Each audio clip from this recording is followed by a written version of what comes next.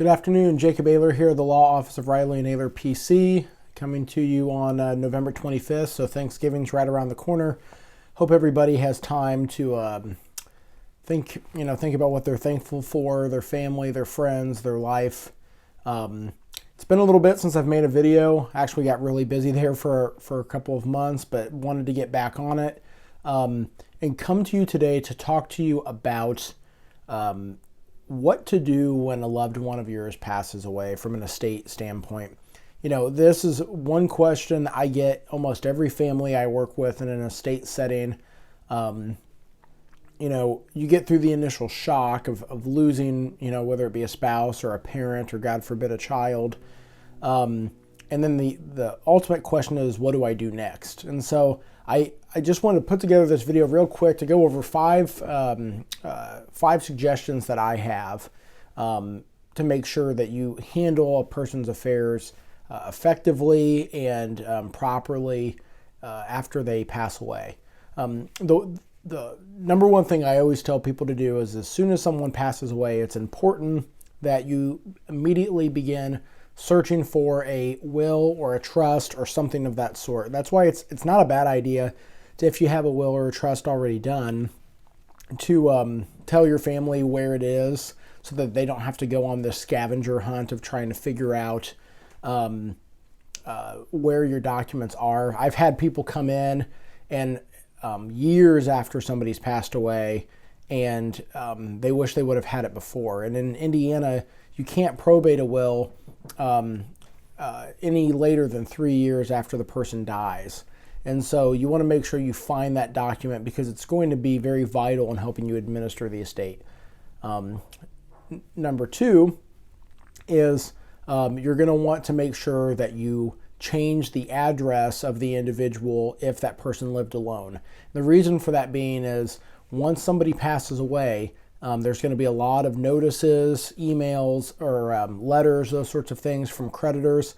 And unless you divert that to the next of kin, a lot of that stuff can get lost in the shuffle, and it can lead to confusion down the road. So you want to make sure that that's done.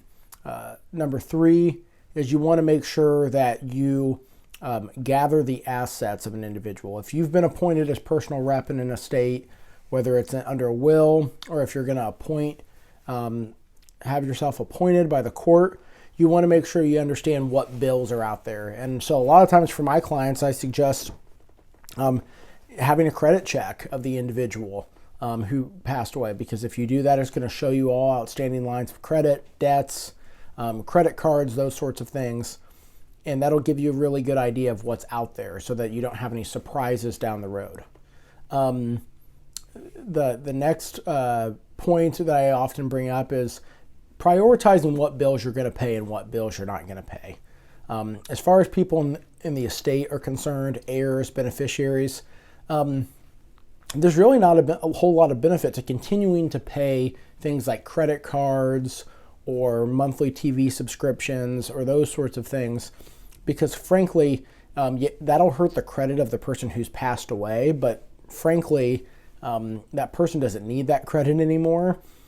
And so it's okay for you to notify any creditors like that, but you don't need to continue to keep paying them, because frankly, it's money that's lost for those beneficiaries. There are going to be some bills that you do want to pay. You want to make sure that if there's a mortgage on the real estate, that you pay that so it doesn't go into foreclosure. You want to make sure you keep the insurance current so that if something were to happen, that you have insurance to protect it.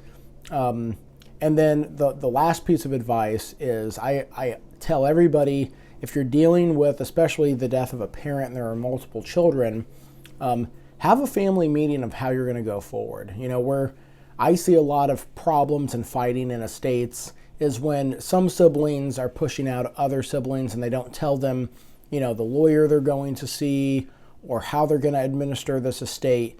You really want to have some transparency, because often where I see people get in fights or frustrated and issues come up is some siblings or family members may feel that they're being pushed aside or not included, and that can lead to problems down the road. So if you find yourself in this position, you're always feel free to give me a call, 219-866-3435. But, those are just a couple of points I want you to think about if this situation were to happen to you. Until next time, I'm Jacob Ayler of the Law Office of Riley and Ayler PC. Thanks.